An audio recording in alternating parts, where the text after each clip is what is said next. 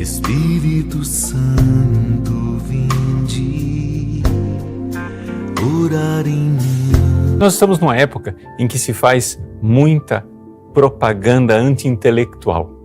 Ou seja, nós precisamos amar Deus, nós precisamos sair dessas teorias abstratas, porque aí a gente consegue amar de verdade. Mas o que acontece é o seguinte: o amor, que é feito pela vontade, é cego. Se nós não sabemos o que estamos amando, nós precisamos primeiro verdadeiramente conhecer para poder amar. Por isso, se nós queremos amar a Deus, precisamos conhecê-lo e conhecê-lo lá na fonte límpida, onde Deus se revelou de forma mais clara, em Jesus.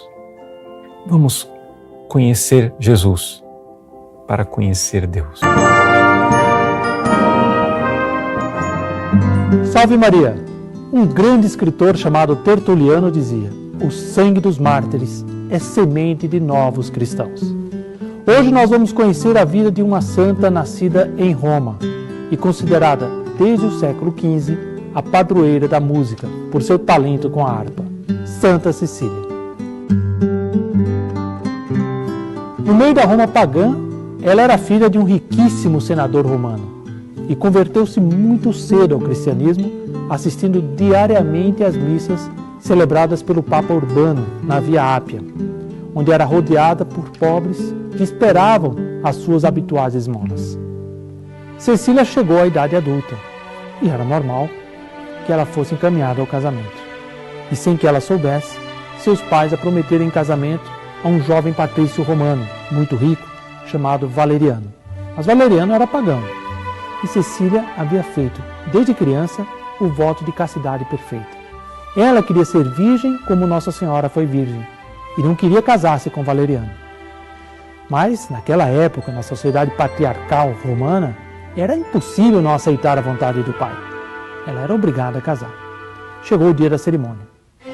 Festa, pompa, era uma família riquíssima, então uma cerimônia de muita pompa, muita grandeza, e ela tendo que demonstrar aquela alegria por estar casando, mas interiormente ela sofria muito. E uma coisa impressionante, porque ela estava com a túnica dourada, muito bonita, mas por baixo ela trazia o cilício, um cilício de penitência, com pontas que a faziam sofrer. Para quê?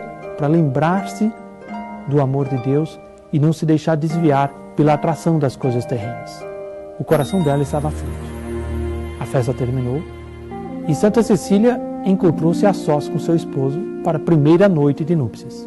O que é um momento de alegria para qualquer casal, a primeira noite de núpcias, para ela era um tormento, porque ela tinha dedicado a sua virgindade a Deus.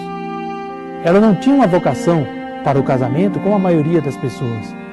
Ela queria dedicar a sua vida e a sua virgindade a Deus Nosso Senhor. E nesse momento ela pôs toda a sua confiança na divina providência e com muita amabilidade, mas também com firmeza, voltou-se para o marido e disse: Valeriano, eu me acho sob a proteção direta de um anjo. Este anjo defende e guarda a minha virgindade. Você não queira fazer nada contra mim, porque se você me tocar, vai provocar a ira de Deus. O marido ficou estupefato, não entendeu nada. Ele era pagão, nem sabia voto de virgindade, nem conhecia isso direito. E Santa Cecília afirmou com coragem: eu sou cristã. Eu consagrei a minha virgindade a Deus, nosso Criador. A fidelidade ao voto traz a bênção, mas a violação de um voto feito a Deus acarreta o castigo. Valeriano ficou impressionado. Ele disse: olha, peraí, você tem que me provar que isso é verdade. E Cecília respondeu: se você se converter e for batizado, você também vai ver o anjo de Deus. E Valeriano aceitou. Recebeu naquela mesma noite o batismo e tornou-se também cristão.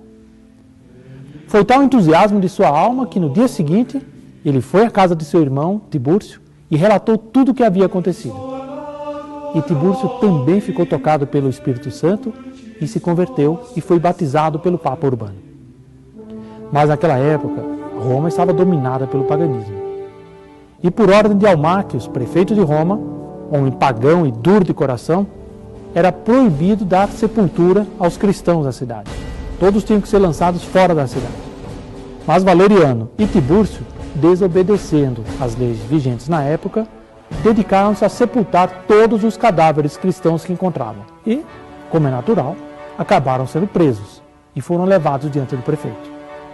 E o prefeito disse: não, calma, vocês desobedeceram à lei e merecem a morte. Mas eu sou bondoso. Se vocês adorarem ao Deus Júpiter, o grande Deus Júpiter, vocês serão salvos. Eles, porém, disseram: nós só adoramos o verdadeiro Deus e seu Filho Jesus Cristo, e não esses deuses feitos de pedra. O prefeito não gostou daquela recusa e mandou que torturassem os dois.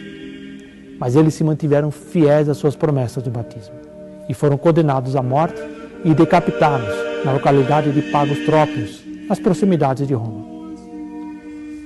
Morto Valeriano e seu irmão Tibúrcio, Almáquio mandou prender Santa Cecília.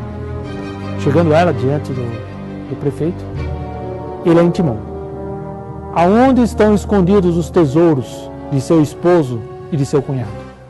Todos eles pertencem agora ao império. Ela olhou bem nos olhos dele e disse: estão muito bem guardados, e todo o exército romano não será suficiente para encontrá-los. Almáquio a olhou com a cara séria. De fato, não iria encontrar nunca, porque ela distribuiu todos os bens, todo o dinheiro do seu esposo para os pobres. Almáquio então ordenou que Cecília fosse levada ao templo e sentenciada. Tentaram obrigá-la a queimar incenso aos deuses e a adorar os deuses pagãos. Ela, porém, se manteve firme e por isso foi condenada a morrer por asfixia.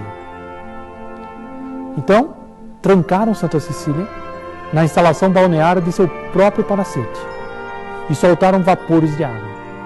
Cecília experimentou uma proteção divina extraordinária. E embora a temperatura fosse altíssima, a ponto de tornar-se intolerável, a serva de Deus não sofreu nada. Tiraram ela de lá e lançaram num banho de água fervendo. Ela saiu totalmente ilesa. Durante todas as torturas, ela falou com tanta convicção aos soldados sobre a religião de nosso Senhor Jesus Cristo, que todos os soldados se converteram e prometeram abandonar o culto dos deuses. Almáquio então ordenou que ela fosse decapitada. Mas havia uma coisa curiosa na lei romana. Era permitido que a espada, ao momento da decapitação, fosse lançada sobre o pescoço da vítima, no máximo por 3 vezes. O soldado, que era prático nisso, o carrasco, encarregado de cortar a cabeça dela, falhou de maneira inexplicável e mesmo com 3 golpes, não conseguiu separar a cabeça do tronco de Santa Cecília. E ela viveu ainda 3 dias, gravemente ferida pela espada assassina. Muitos cristãos vinham visitá-la e ela dava bons e caridosos conselhos. Pediu que fosse entregue ao Papa todos os seus bens e que ele distribuísse entre os pobres. E ela fez mais um pedido ainda, de que a sua casa fosse transformada em igreja. E isso foi feito logo depois de seu falecimento. Ela morreu em 16 de setembro e foi enterrada no cemitério de São Calixto. Muitos séculos depois, em 1599, foi aberto o túmulo de Santa Cecília e o seu corpo estava intacto, na mesma posição em que ela foi enterrada.